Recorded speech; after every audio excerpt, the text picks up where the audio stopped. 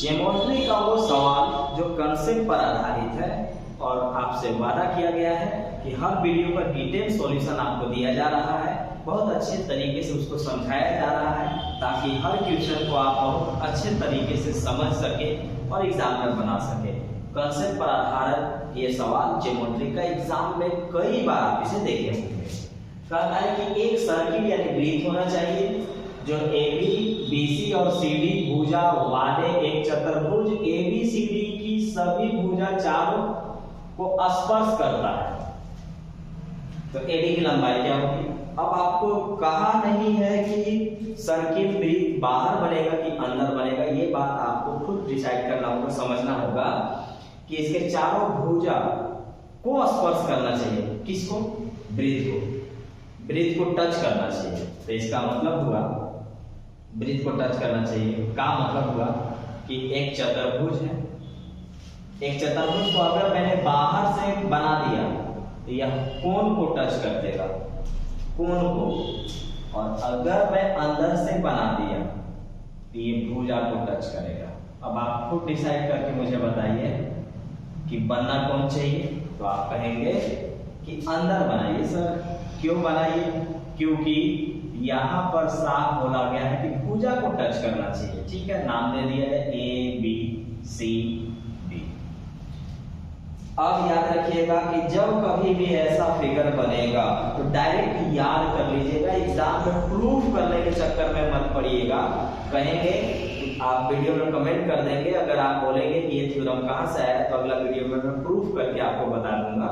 या जब मैं फाउंडेशन बैच पढ़ाता हूँ तो वहाँ प्रूफ करता हूँ। प्रूफ करने में बहुत लंबा चौड़ा भाषण प्लस में ढेर सारा लिखाई होगा, क्योंकि एग्जाम को 5 नंबर का क्वेश्चन बन जाएगा। आपको एग्जाम में उसकी जरूरत नहीं है।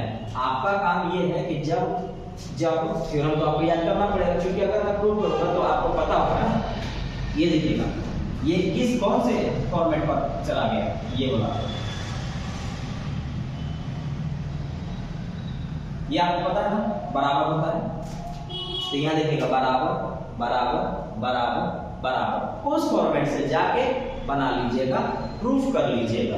ये प्रूफ किया हुआ है, इसीलिए मैं डायरेक्ट करता हूँ कि जब एक चतुर्भुज के अंदर में वृत्त बने, ये फॉर्मेट तो आपको पता हो गया कि ये बराबर होते हैं, और उस तरह से आप एकदम आसानी से बिना याद किए बना सकते हैं। लेकिन इतना साधारण और इतना सिंपल है कि याद करने की जरूरत भी नहीं है। देखिए तो कहता है कि जब किसी चतुर्भुज के अंदर में वृत्त बने तो आमने सामने के भुजाओं का योग बराबर होता है।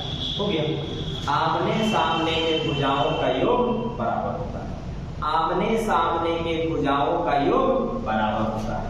लिखिए AB प्लस CD बराबर BC प्लस AD। आमने सामने के भुजा का योग, आमने सामने के, मैं कोशिश कर रहा हूं कि आपको याद रहिएगा, आमने सामने के भुजा का योग, आमने सामने के भुजा का योग आपस में बराबर होता है। यानी मैं इसका और इसका जोड़ दूं, फिर इसका जोड़ दूं, तो ये आपस में क्या लिख लेंगे? बराबर लिख लेंगे। बस हो गया। AB देखिएगा 8.4, BC आपका दिया हुआ है यहाँ पर 9.8, AD आपको निकालना है, छोड़ दीजिएगा, CD आपको दिया हुआ है 5.6। हो गया। अब आप देखेंगे कि 6 4 10, 0 पॉइंट की जरूरत अब नहीं रही। 8 5 13 और 1 14, ये प्लस इधर आकर के माइनस हो जाएगा, बराबर है। अब यहाँ से हम घटाएंगे तो इधर 4 यानी 4.2, ऑप्शन डी।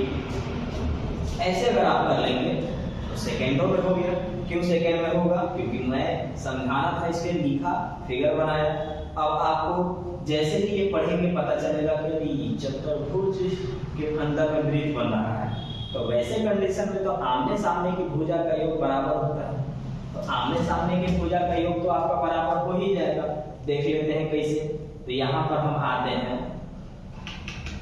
8.4 प्लस 5.6, 6 4 10, 8 5 13 और 1 14, 14 इसमें से घटा लेते हैं। जैसे 14 घटाएंगे आ जाएगा 4.2।